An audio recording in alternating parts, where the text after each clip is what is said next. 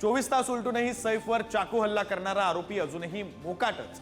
पोलिसांची 20 पथकं घेत आहेत आरोपीचा शोध, तरीही आरोपीचा पत्ता नाही।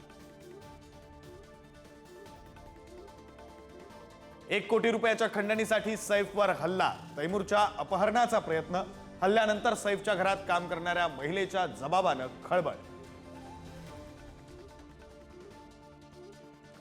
नितेश राणेंच्या मतदारसंघात बांगलादेशी महिलांना अटक, पोलिसांकडून महिलांची कसून चौकशी, महिला कशा आल्या, साथीदार कोण याचा शोध सुरू।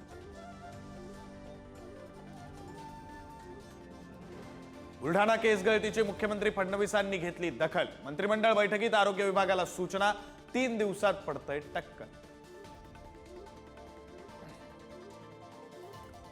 कोल्हापुरात 4 तरुणांचा दहशत माजवतानाचा व्हिडिओ समोर, मध्यधुंद तरुणांची चालत्या केएमटी बसवर दगडफेक, पोलिसांकडून चौकशी सुरू।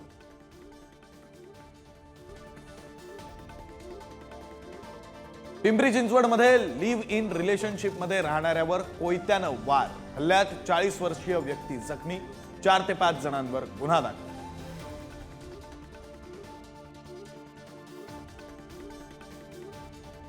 महाराष्ट्रातील 1400 चित्रपटगृहांपैकी 900 बंद पडले, उरलेली 400 चित्रपटगृह देखील कराच्या ओझ्याखाली कशीबशी सुरू, अनुदान द्या अन्यथा थिएटर बंद करू, चित्रपटगृह मालकांचा इशारा।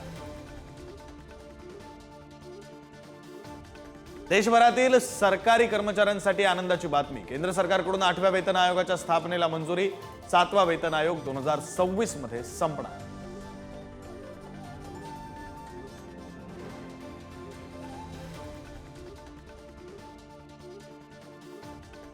Thank you.